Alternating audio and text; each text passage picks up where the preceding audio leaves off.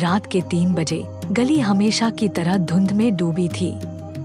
अजय आज बेहद शांत था, जैसे अपने काम के लिए पूरी तैयारी कर चुका हो। राधा की आवाज उसके दिमाग में लगातार फुसफुसा रही थी। आज चौथा चेहरा, फिर हम और मजबूत होंगे। वो गली के उस हिस्से में गया जहां शायद ही कोई आता था, पुराना पोस्ट ऑफिस जो अब बंद पड़ा था। वहीं पास में एक चाय की छोटी सी दुकान थी जहां रात में पहरेदार कभी कभी चाय पीने आता था। आज वहां एक औरत बैठी थी, उम्र लगभग 35 साल, आंखों में थकान लेकिन चेहरा बेहद शांत। अजय ने जैसे ही उसे देखा, राधा की आवाज आई, यही है, ले लो। अजय आगे बढ़ा। इतनी रात को अकेली? महिला ने बिना घबराए कहा। हाँ, इंतजार कर रही हूँ। किसी का? अजय मुस्कुराया और उसके सामने बैठ गया। धीरे धीरे उसकी आंखें काली होने लगी और तापमान गिरने लगा। महिला ने उसकी आंखों में सीधा देखा, लेकिन अजय के हैरान होने की बारी थी। उसकी आंखें भी पूरी तरह काली हो चुकी थी। महिला ने हल्की हंसी में कहा, तुम सोच रहे हो तुम शिकारी हो, लेकिन मैं भी भूखी हूँ। अजय के कान में राधा की घबराई हुई आवाज आई, ये इंसान नहीं है, पीछे हटो। लेकिन अब देर हो चुकी थी। महिला के हाथ ठंडे नहीं बल्कि जलते हुए थे और जैसे ही उसने अजय का चेहरा पकड़ा, उसे महसूस हुआ कोई और ताकत उसके अंदर घुसने की कोशिश कर रही है, राधा को बाहर खींच रही है। धुंध अचानक और घनी हो गई और उसमें 2 परछाइयां एक दूसरे से जूझ रही थी। एक बिना चेहरे वाली राधा और दूसरी लंबी काली चोटी वाली जलते हाथों वाली औरत। अजय बीच में फंसा था, उसका शरीर बर्फ और आग दोनों से जल रहा था। उसकी चीख पूरे फ्लैट तक गूंजी और फिर सन्नाटा। जब अजय ने आंखें खोली, वो अपने बिस्तर पर था, लेकिन आईने में देखा तो एक अजीब बात नजर आई। अब उसके पीछे सिर्फ राधा का चेहरा नहीं था, बल्कि उस दूसरी औरत का चेहरा भी, जो धीरे धीरे मुस्कुरा रही थी।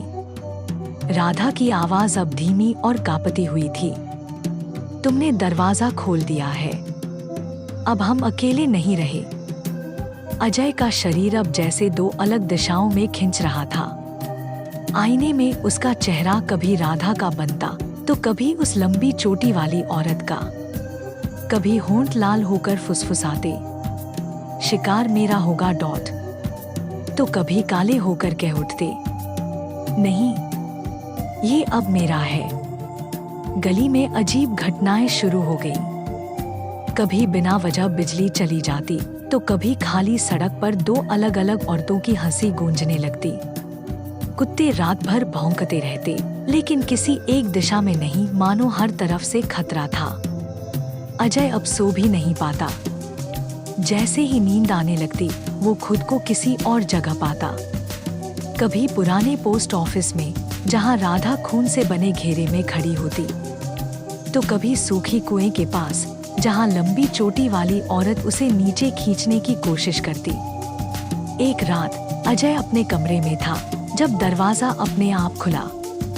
धुंध का एक गुबार अंदर आया और दोनों आत्माएं सामने आ गईं। राधा बिना चेहरे के, ठंडी हवा की तरह, और लंबी चोटी वाली जिसकी आंखें जलते अंगारों जैसी थी। दोनों ने अजय की तरफ इशारा किया, ये मेरा है। एक साथ बोलते ही कमरे की दीवारें फटने लगी, बल्ब फट गया और एक भयानक झटका अजय के सीने में लगा। वो जमीन पर गिरा और उसे महसूस हुआ कि दोनों आत्माएं उसके शरीर में घुसकर एक दूसरे को नोच रही हैं। उसका दिल इतनी तेजी से धड़क रहा था कि ऐसा लगा अभी फट जाएगा। उसकी आंखें पूरी तरह काली हो गई, लेकिन पुतलियों में 2 परछाइयां थीं, एक ठंडी, एक जलती हुई। रात के आखिरी पहर अजय अचानक उठ बैठा। उसकी आवाज 2 सुरों में बोल रही थी, एक राधा की, एक उस दूसरी की। अब हम साथ हैं और अगला शिकार पूरी गली होगी। अजय अब अजय नहीं रहा था।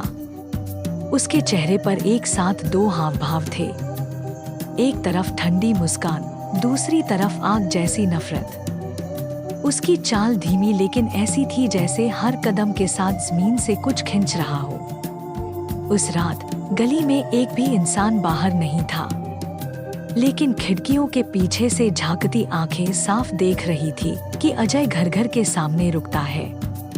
उसके पास से गुजरते ही दरवाजे अपने आप खुल जाते और अंदर से किसी की चीख आती, लेकिन बाहर कोई नहीं निकलता।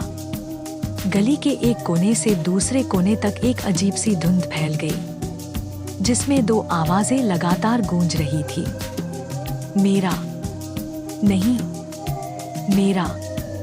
और ये दोनों आवाजें मिलकर एक ऐसी गूंज बना रही थी जिससे लोगों के कानों से खून आने लगा। पुराने पोस्ट ऑफिस के सामने अजय रुका।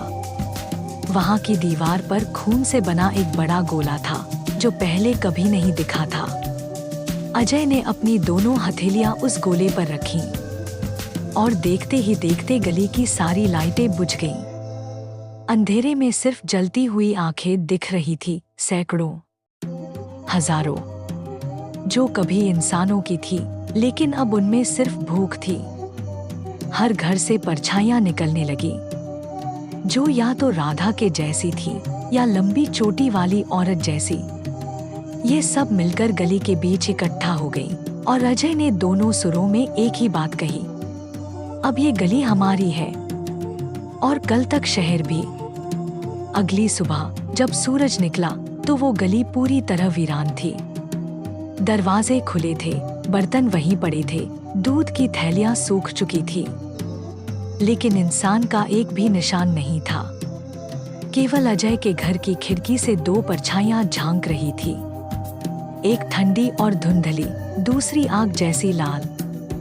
और अगर कोई ध्यान से सुनता तो अब भी वो फुसफुसाहट सुनाई देती, अगला शिकार।